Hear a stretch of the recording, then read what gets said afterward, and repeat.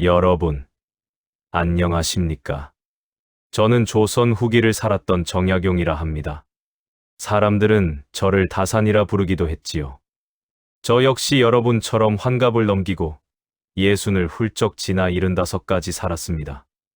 오늘은 제가 살아온 세월과 유배지에서 깨달은 지혜를 바탕으로 예순을 넘긴 여러분께 삶의 이야기를 나누고자 합니다. 제1장 예순, 이제야 비로소 시작입니다. 제가 강진으로 유배를 떠났을 때가 40이었습니다. 모든 것을 잃었다고 생각했지요. 벼슬도, 명예도, 가족과의 시간도 모두 빼앗겼습니다. 하지만 돌이켜보니 그 18년의 유배 시절이야말로 제 인생에서 가장 많은 것을 이룬 시간이었습니다. 500여 권의 책을 저술하고 진정한 학문의 깊이를 깨달았으니까요. 여러분도 마찬가지입니다. 예순이라는 나이, 세상은 이제 물러날 때라고 말할지 모릅니다. 하지만 저는 감히 말씀드립니다. 예순은 끝이 아닙니다. 오히려 진짜 시작입니다. 젊었을 때는 욕심과 두려움에 가려 보이지 않던 것들이 이제야 보입니다. 무엇이 중요하고 무엇이 중요하지 않은지 이제야 알게 되지 않습니까? 제2장 덜어내는 지혜. 제가 유배지에서 가장 먼저 배운 것은 덜어냄이었습니다. 처음에는 모든 것이 불편했습니다. 좋은 집도, 넉넉한 살림도, 많은 책도 없었습니다. 하지만 시간이 지나며 깨달았지요. 진정으로 필요한 것은 그리 많지 않다는 것을 말입니다. 예순을 넘긴 여러분께도 같은 말씀을 드리고 싶습니다. 이제는 더 쌓을 때가 아닙니다. 덜어낼 때입니다. 쓸모없는 물건들, 내려놓아야 할 관계들, 굳이 지킬 필요 없는 체면들. 이런 것들이 오히려 우리의 마음을 무겁게 만들지 않습니까? 저는 제자들에게 이렇게 가르쳤습니다. 마음의 짐을 덜어내면 비로소 본질이 보인다라고 말이지요.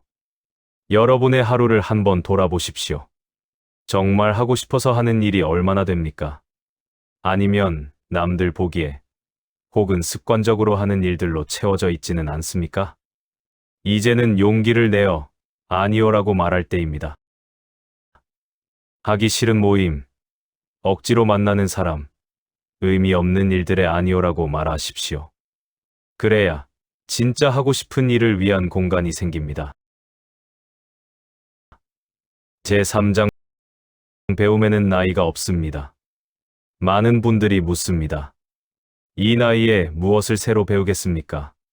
저는 되묻고 싶습니다. 언제 배우시겠습니까? 저는 50이 넘어 강진에서 농학, 의학, 건축학까지 새롭게 공부했습니다. 처음엔 어려웠지요. 젊은 시절처럼 머리가 잘 돌아가지 않았으니까요. 하지만 나이가 주는 선물이 있었습니다. 바로 깊이입니다.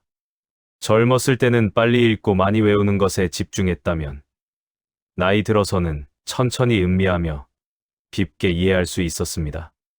한 구절을 읽어도 그 안에 담긴 진정한 의미를 깨달을 수 있었지요. 여러분도 마찬가지입니다. 무엇이든 좋습니다. 항상 궁금했던 악기, 배워보고 싶었던 외국어, 알고 싶었던 역사. 무엇이든 지금 시작하십시오. 너무 늦었다는 말은 핑계입니다. 진짜 문제는 나이가 아니라 어차피 안 될 거야 라는 마음입니다. 저는 60 넘어 목민심서를 집필하기 시작했습니다. 만약 제가 이제 늦었다고 생각했다면 후대에 전할 그 귀한 지혜는 세상에 나오지 못했을 것입니다. 제4장 관계의 재정립. 예순을 넘기면 관계가 달라집니다. 부모님은 대부분 떠나셨거나 연로하시고 자녀들은 독립했으며 직장 동료들과도 멀어집니다. 어떤 분들은 이것을 외로움이라 느끼십니다. 하지만 저는 이것을 기회라고 봅니다. 이제야 비로소 의무가 아닌 진심으로 맺는 관계를 선택할 수 있는 때가 왔습니다. 저는 유배지에서 신분도, 나이도, 학식도 다른 다양한 사람들을 만났습니다. 어부도, 농부도, 의원도, 목수도 제 스승이었습니다. 그들과의 만남에서 책에서는 배울 수 없었던 삶의 지혜를 얻었지요. 여러분도 이제 새로운 사람들을 만나보십시오. 직업이나 지위가 아닌 그 사람의 됨됨이와 마음으로 친구를 사귀십시오. 나이가 많든 적든, 남자든 여자든, 학력이 높든 낮든 상관없습니다. 진심이 통하는 사람이 진짜 친구입니다. 그리고 무엇보다 중요한 것, 배우자와의 관계입니다.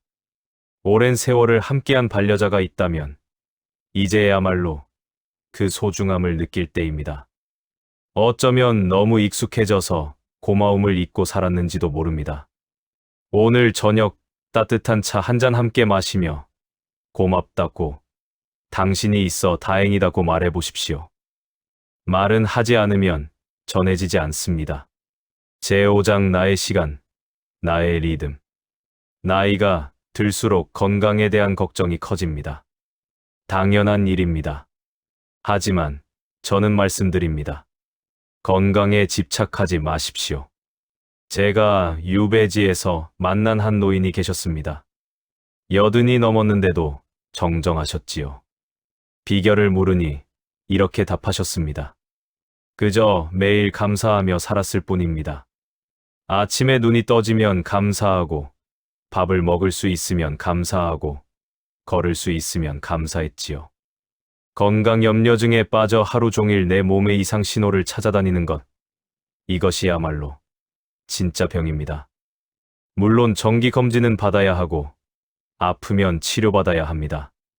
하지만 지나친 걱정은 오히려 독이 됩니다. 대신 이렇게 생각해 보십시오. 60 넘어 살아있다는 것 자체가 축복입니다. 걸을 수 있고, 볼 수 있고, 들을 수 있고, 맛을 느낄 수 있다면 그것만으로도 감사한 일입니다. 저는 유배지에서 병을 얻었습니다. 하지만 그 덕분에 의학 공부를 하게 되었고, 많은 백성들을 치료할 수 있었습니다. 병조차도 배움의 기회가 되었지요. 제7장 물질과 마음의 균형.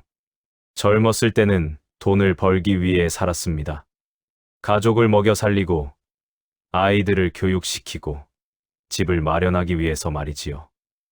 이제 그 책임에서 어느 정도 자유로워졌습니다. 그렇다면 이제 돈을 어떻게 써야 할까요?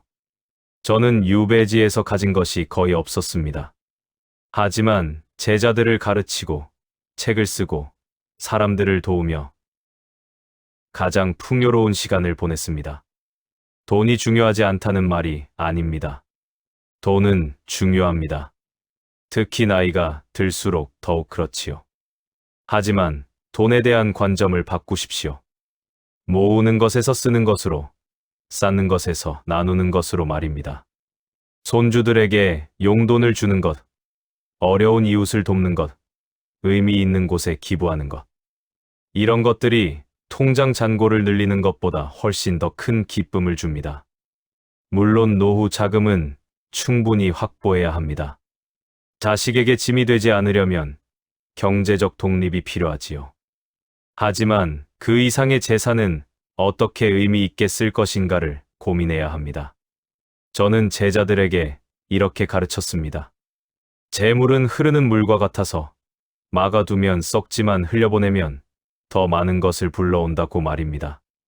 제8장 죽음을 친구로 삼기. 누구나 죽음을 두려워합니다.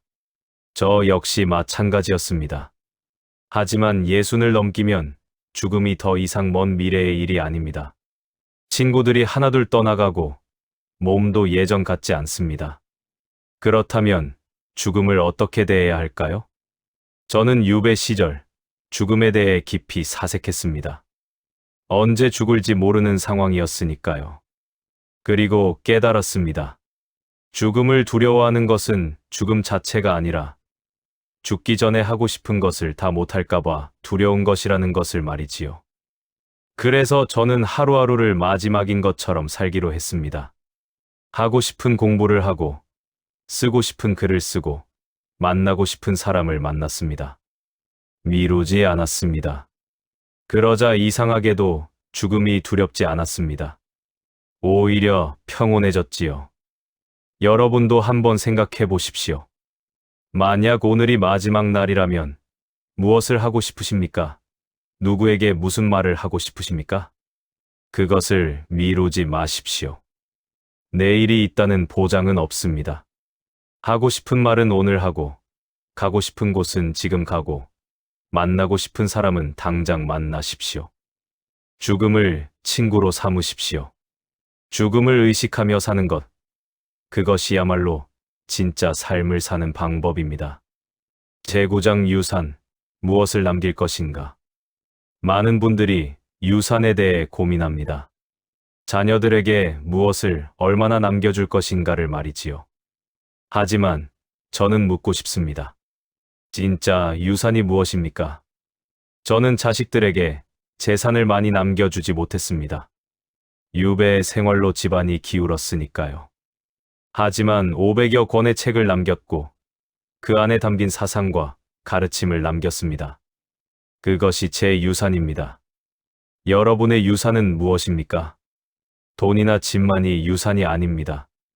여러분이 살아온 이야기, 겪어온 시행착오, 깨달은 지혜, 이런 것들이야말로 진짜 유산입니다.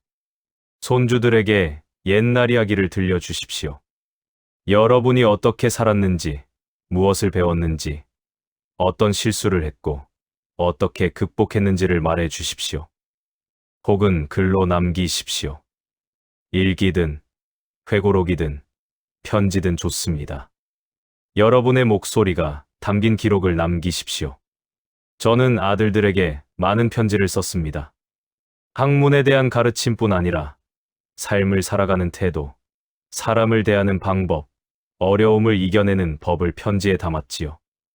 그 편지들이 제 자식들뿐 아니라 후대의 많은 사람들에게도 위로와 지혜가 되었습니다.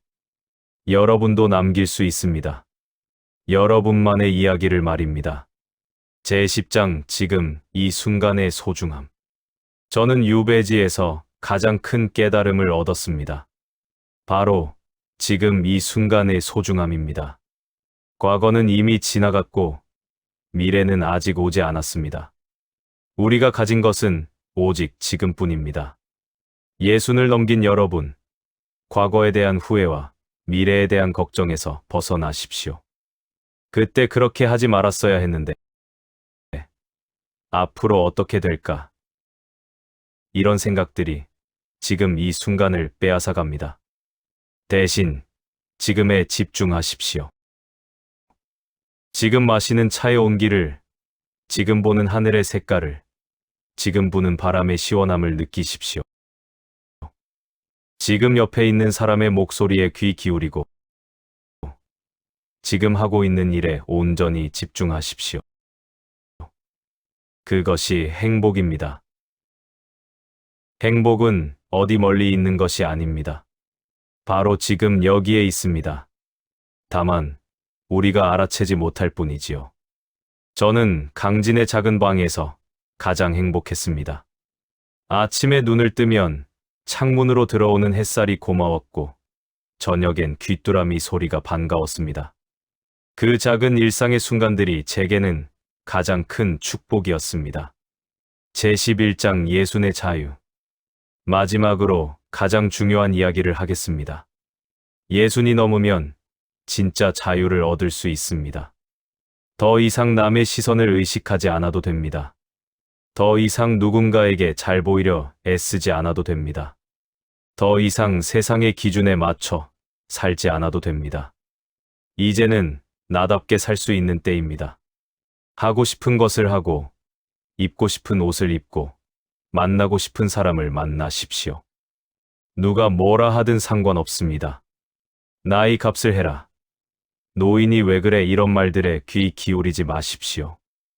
나이는 숫자일 뿐입니다. 여러분의 영혼은 여전히 젊고 생생합니다. 저는 60이 넘어 가장 창의적인 작업을 했습니다. 기존의 틀을 깨고 새로운 시도를 했습니다. 나이가 많다고 보수적일 필요는 없습니다. 오히려 이제야말로 과감해질 때입니다. 잃을 것이 없지 않습니까? 새로운 도전을 하십시오. 시작하고 싶었던 일을 시작하십시오. 나이를 핑계 삼지 마십시오. 예순의 자유를 만끽하십시오. 주신 아름다운 완성을 향하여.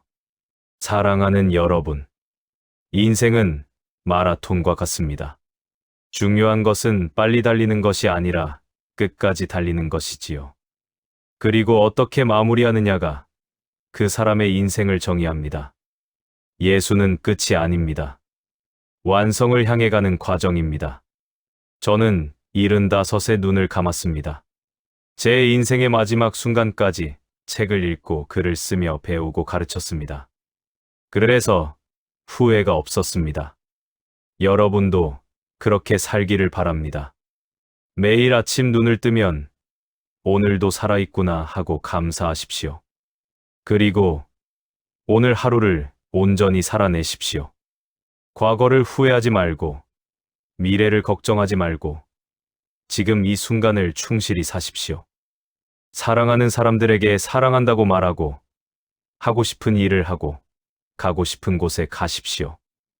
그렇게 하루하루를 쌓아가다 보면 어느새 아름다운 완성에 다다를 것입니다.